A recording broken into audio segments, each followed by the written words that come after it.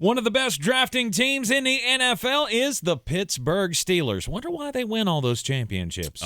When you draft this well, you stay competitive for a long time, and this draft sets up tremendously well for the Pittsburgh Steelers. You are in the Sportocracy. I'm Tank Spencer. He's at ESPN draft nerd Jeremy Greene. And what do the Pittsburgh Steelers need other than a quarterback? We know that they need a quarterback despite Mitch Trubisky coming in to be the bridge. They do. To me, this is you can get your guy because I don't see a way a quarterback goes ahead of 19.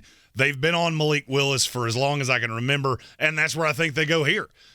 If Malik Willis somehow were to go in front of them, then you would probably shade to Tyler Linderbaum or other needs they have, offensive tackle. I don't think there's going to be one there that would merit that pick.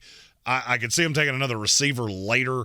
Corner is a big need to me. And the way that my mock filled out, you hit them all in one draft. In the Flostradamus final mock draft, the number one pick for the Pittsburgh Steelers at number 20 overall in the 2022 NFL Draft will be Malik Willis, the quarterback out of Liberty. And here's the thing. The fit for Malik Willis is going to be very specific because you don't want him on the field for at least a year, and I think it's 2.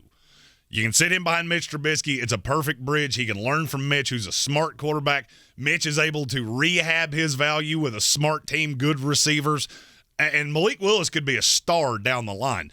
He's going to have to learn how to play quarterback and how to implement all of these tools. Now, when he came out of high school, a lot of people thought he couldn't play quarterback at the college level. I see the potential, but he's a year away from being a year away. Pittsburgh is the only perfect fit for Malik Willis.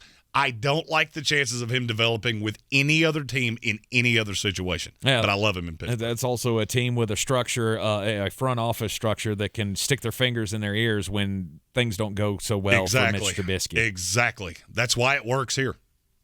In the second round, pick 52 overall, a guy that you once had mocked in the first round. This guy's a big Austrian, Bernard Raymond, the offensive tackle from Central Michigan. There were some med issues that pushed him down. He was right behind Trevor Penning. He was a tight end at Central Michigan, very mobile, just a gigantic human. I think he could come in and start at right tackle right away.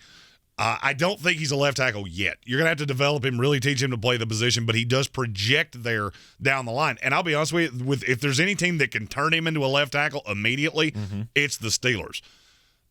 The med issues do bother me a little bit, but at 52, the risk of that's been mitigated. He's so much better than every other tackle left on the board that it is insane, and that is such a Pittsburgh Steelers pick. In the third round, pick 84 overall, Alontae Taylor, cornerback out of Tennessee. I think he fits this scheme because he can read and react.